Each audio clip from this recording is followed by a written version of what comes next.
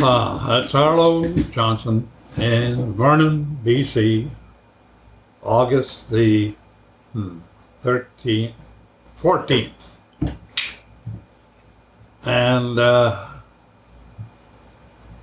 we're going to talk about the plan. The plan, that's what we're going to talk about. Now, when I say the plan,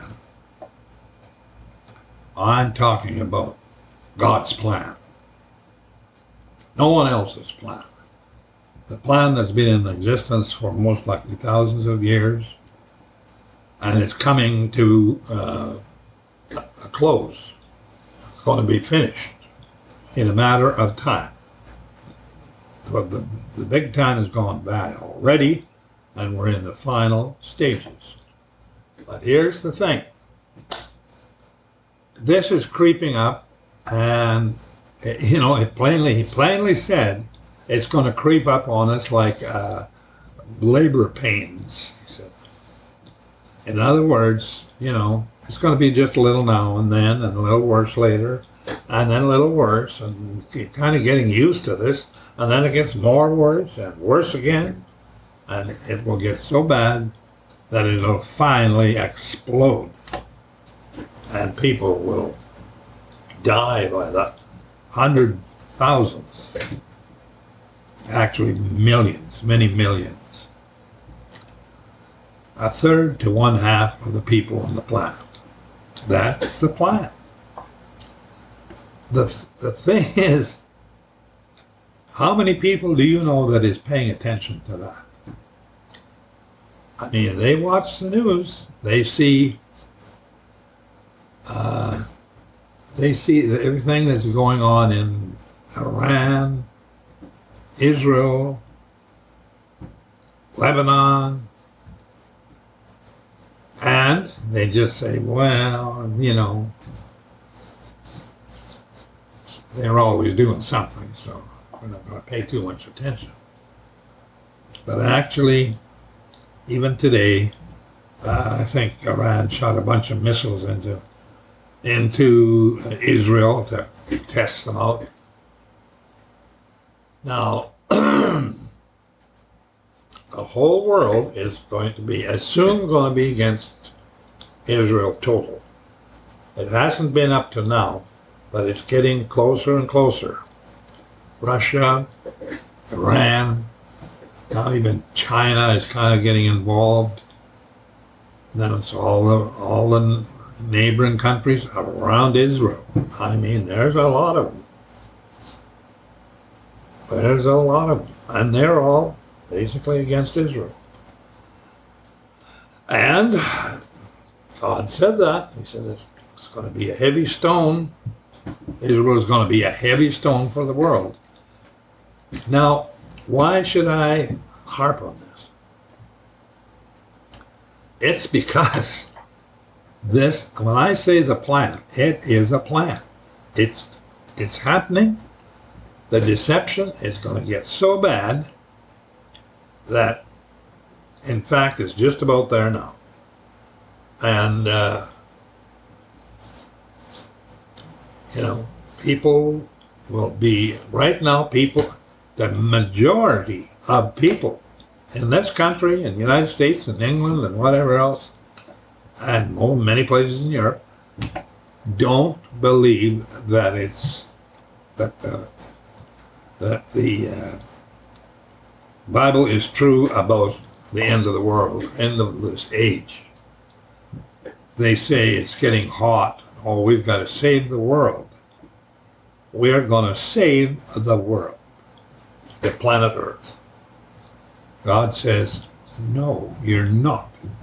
You are going to suffer tremendous damage and death and destruction because this is the tribulation, which is the result of God's wrath against the human race for breaking his laws continually. Now, that's the wrath against the human race. Now, if you're guilty of breaking his law. And I'm pretty sure that covers everyone. I don't think anyone is immune from that.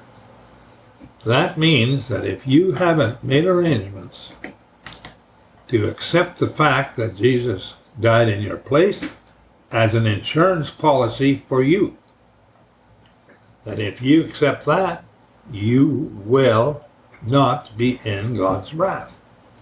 You may die from it, but you'll live again. The thing is, it's a real thing. I mean, the tribulation, is going to happen. I believe I believe it because I believe what God says, and I believe that is the big problem. And I understand that because it took me till I was, I think, darn near 80 years old before I actually totally believed what God said in the Bible and what Jesus Christ said for 3.5 years of his ministry on this planet, which produced the Bible. Now people poo-poo the Bible. No, that's just wrote by a bunch of old Jews. Da-da-da-da-da. That's what they say. They don't realize that the Bible is actually an extraterrestrial book given to this planet, to the people on this planet. And it's pretty well proved it. I mean, it's lasted for thousands of years now. And it covers everything that you can think about. 32,000 verses. Written by, I think, 15 different authors over, I don't know how many periods of years, but lots of years. And finally put into a book. It's basically, another way to look at it, it's a handbook for people on Earth. It's an operating book and a history book and future prophecy book. It's absolutely amazing that, for instance, I did not read the book of Revelation until I was maybe 80 years old. And I've gone to church since I was 8 years old. I belonged to the Lutheran Church for 60 years. Until about, I don't know what year it would be, but 2000 or something. I think, or 1990 something. I just didn't go to the Lutheran Church anymore. I started listening online to different groups. And I settled on one, which I still listen to. I don't actually belong to them or anything. I donated a little bit to them. When I say a little, not very much. I've gone to Seventh-day Adventist church here, on and off, to a little country church out here, which I liked, just because it reminded me of the church I grew up in. And they're a nice bunch of people. They're just country people. When I go there, it just seems so mainstream to me, except that they talk about this woman once in a while, who was their leader, sort of.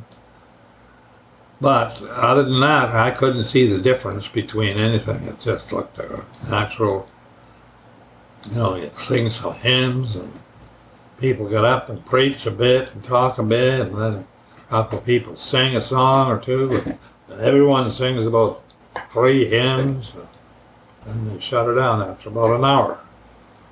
And in this case, they always go and have lunch afterwards. I've been invited for lunch quite a few times. I've never gone yet. But I do that because I've started to try to keep the Sabbath day. And the reason for that is that that's one of the 10 Commandments. You're supposed to keep the commandments. If you want to talk to God about things and rely on His power and His presence, His saving grace for you, then you got 10 Commandments. The Catholics have taken one or two out and changed them around a bit. They don't follow the Sabbath anymore. And they do different things. I can't accept them. I just don't think. I think they're going to be the people at the end of this age who are going to be. The true colors are going to come out. They're going to be with the Antichrist more than anything. The business of deception, that's the big thing. When Jesus Christ left this planet, when He was rising up, He said, don't be deceived. I mean, that's a plain and simple thing He said. Don't be deceived. Did He think people would be deceived? Yes, He did. He knew that. But He warned against it. That it's a dangerous thing. Very dangerous. You know, once I decided that I was going to believe what Jesus Christ said and what God has said in the Bible through His prophets and whatever else, let's face it, Moses wrote the book of Genesis. The book of Genesis is all about the beginning of the world. That's what it's about. Now, Moses was not here at the beginning of the world. That's a good example of how God wrote this. He wrote it through His prophets and His people. And they wrote according to what God led them to do. And I totally believe that. There would be no way that anyone could have spelled out the beginning of this world and everything else on their own. And the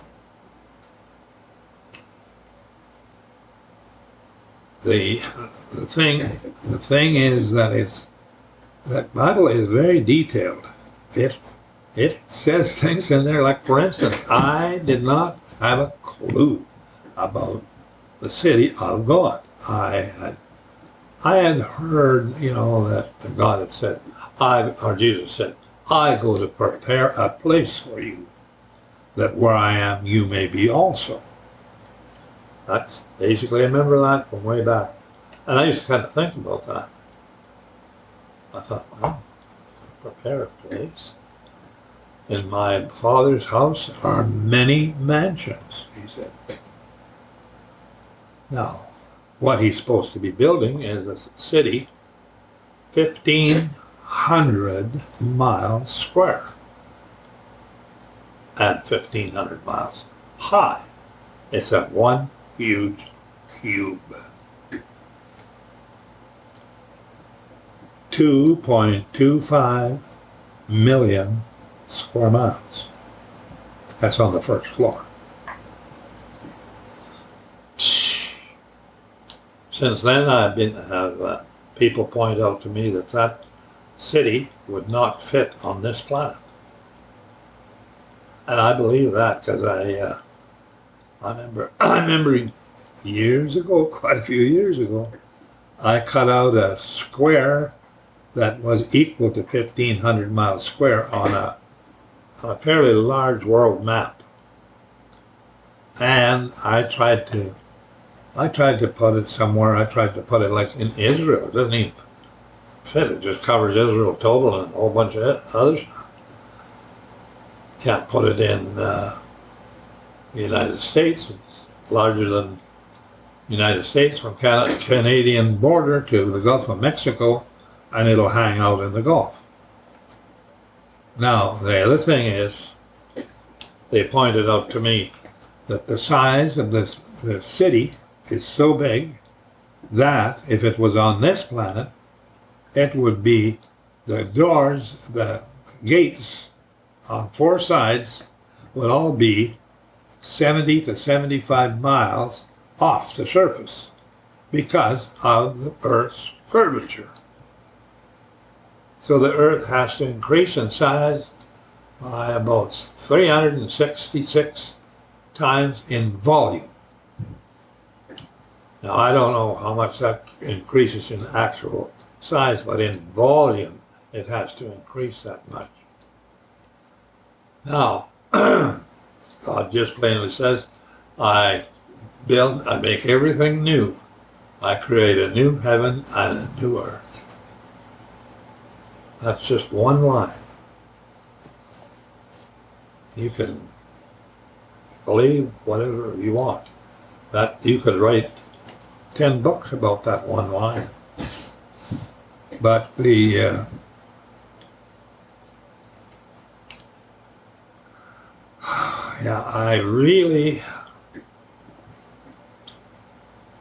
I really do think it's a very concerning deal. When you look at the world, I just look at it just, in small pieces. My own family, my daughters, my sons, whatever, they just don't think anything of it. Nothing. And that was too bad, because I tried to get them to go to church and Sunday school and talk about things like that. My wife was not a believer.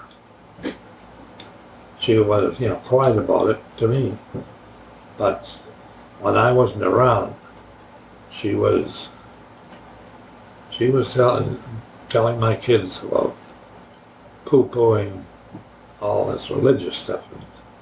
That was developed in her by her father, who was I don't know if he was an atheist, but he was not a believer or anything. And that's too bad, because now my children, who don't go to church, don't do anything like that, they do most of their weekend work, on the weekends. That's not a day off. That's not a holy day or Sabbath day or anything. No, that's when we build on the porch, or do this or do that.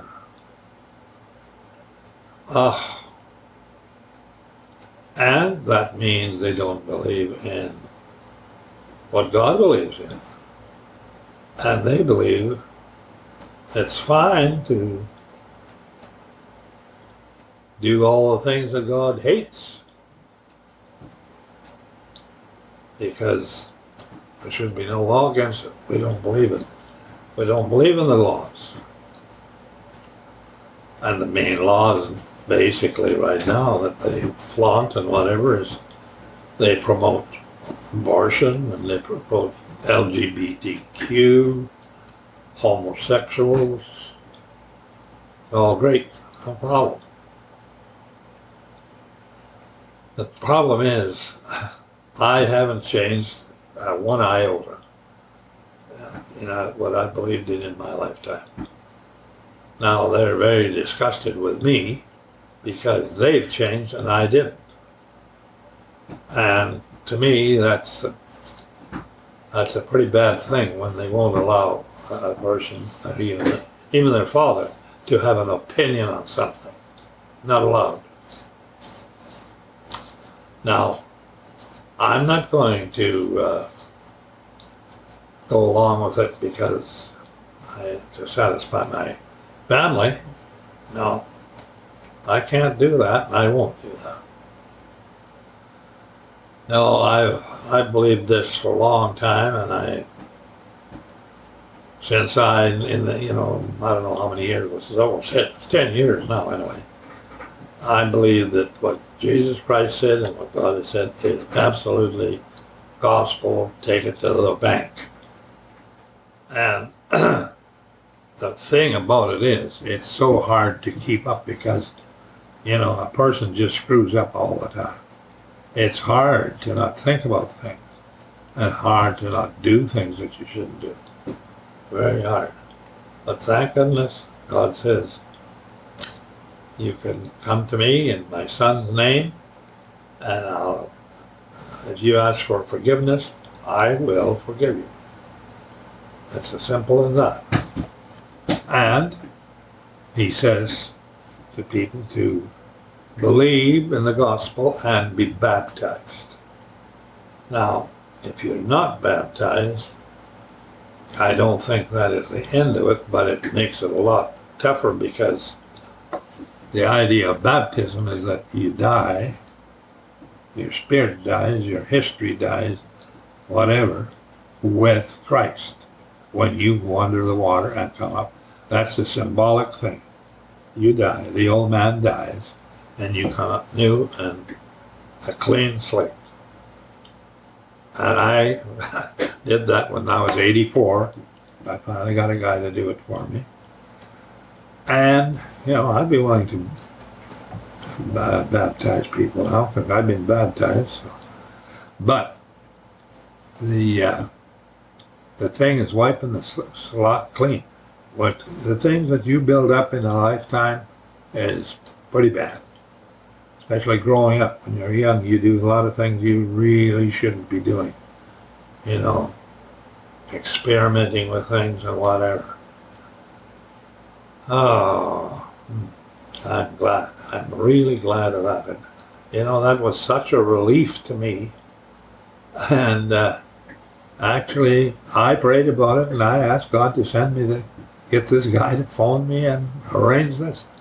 And I waited for about a week to 10 days, and he phoned me, and we arranged it. I never talked to him. In fact, when he phoned me, I said, "Do you know why you're phoning me?" He says, "No, I don't. I just felt I had to phone you." That's a pretty good indication that that's what happened. And I thank God for that because how do you do some of these things? I'm going to add this part on. I see I'm up to 22 minutes here now. On to another manuscript that I have. And I'm going to add this on because I think it's the part I was wanting to emphasize here is that the world is actually starting to close in.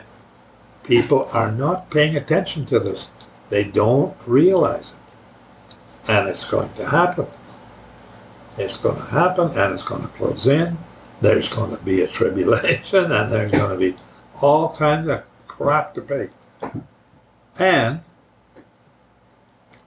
the other thing is that this is called, by God, Jacob's trouble. Now, do you know what that means? Jacob's trouble is the patriarch of the 12 tribes of Israel. He's the patriarch. He had 12 sons. God made one race, basically, not a race, but a tribe out of each son. And they all have, God said that they're basically his people. The whole Bible, people kind of forget this. The whole Bible wrote about one family. The repercussions of everything that happened to one family. The family of Adam. And it also describes what happened before Adam and after Adam. It doesn't talk about the tribes of black tribes in Africa. It does not talk about the kingdoms and the whatever went on in China for thousands and thousands of years.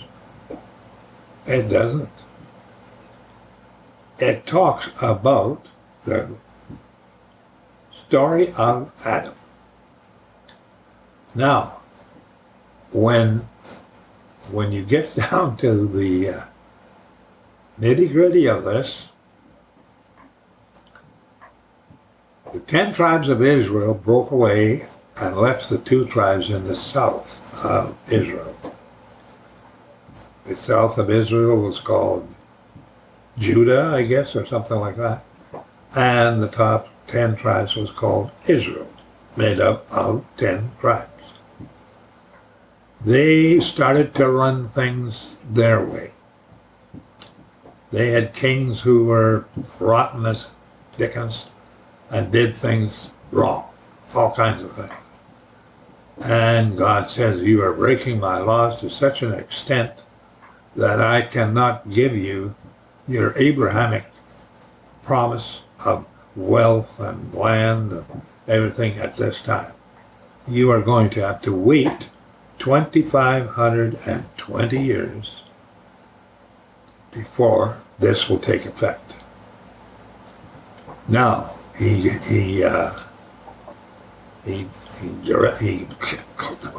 directed, or he had the Assyrians, which were living fairly close to him on the west side of the, river and whatever. And the Assyrians at that time were a powerful country. He had them attack the 10 northern tribes and take them all captive to Assyria to start with. And there was 6 million of them. Now, I don't know what year that was, but way, way back.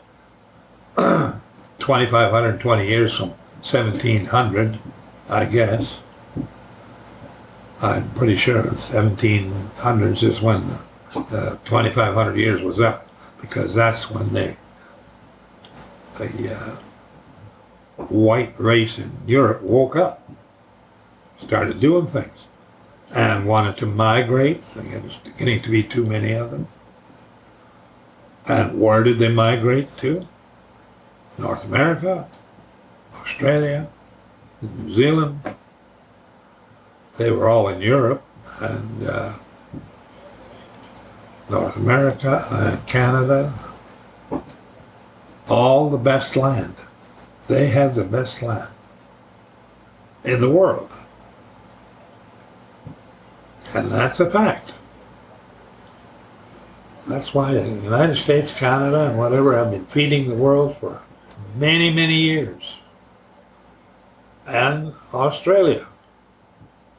Huge land. North America. Big land. Canada. Second largest nation on the planet. Now, when that happened, it happened because God had obviously set aside North America, Australia, New Zealand, South Africa, and basically, that's for sure, for his Israelites, his people. That affected the Indians in this country, but the Indians actually occupied this country from place to place, moved with the buffalo, moved with the grass. They didn't possess it, they occupied it. And they didn't build one stick of road or railroad or houses or towns. The people moving here came from towns, cities, shops, businesses, churches, schools. The Indians didn't have any of that. Nothing. They were from the sixth-day creation. They were the hunters and the fishers that God created. And they were created by fiat, by being spoken and spoken into existence. Adam was different. Adam was formed and created after the sixth-day creation and after the Sabbath rest of God, and he was formed out of the dust of the ground and breathed into a Holy Spirit, or a Spirit breathed into it. Now that means he was set. He wasn't to evolve. And the woman, Eve, was taken from him, a rib, to facilitate the same DNA, I would imagine, so that she would be complementary, made up, and would be also set and wouldn't change. And that's a big difference in things. So the whole thing that I would like to leave people with is the whole idea and the great plan that we're in. If people would just realize that we are in a plan, a great plan that God has put together. You know, he had to create a universe and an earth and a sun and a moon and planets, and they had to be just so, to make sure that the ideal conditions on this planet would be appropriate for his people. He wanted to build a family, and his family is going to be big. I don't know how many billion, but there's going to be many, many billion. Out of 100 billion, I imagine, that was been on this earth so far. Now, the thing is, he basically points out that he wants sons. Now, that doesn't go too good with women, because they think, what? I'm not going to go, can't go there. Well, the thing is, you can. A man is going to be changed. He's not going to be the same as he is now. And a woman will be changed the same way, but she won't be a woman. There's no requirement for the womb or, anything on that planet. None. It's finished. Not required anymore. Woman was created to carry children and to bear children. They don't like to hear that, but that is what it was. History tells you that. And they've done a good job of it, because there's, 8 billion people right now, and there's been many, many, many moons have gone by. Now, I don't know how in the world one could promote this to people. For instance, I cannot save anybody at any time, anywhere. All I can do, and all you should do, is point out to who can. And that's God. God is the only one that will draw people to his Son. And his Son is the one who saves them. You have to approach God in a certain way. It's a certain way, because people have no idea and no real recognition of who it is they're praying to. And I'm being allowed to do this.